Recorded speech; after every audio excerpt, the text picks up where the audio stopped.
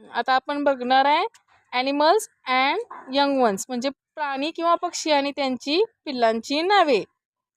मुद्दासर पहिले सांग. Dog, pug, puppy, goat, किड,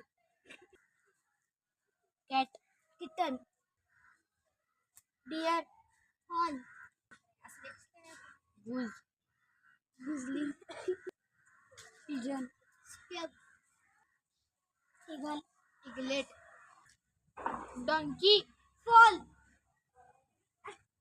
horse, foal, hen, chicken, frog, tadpole,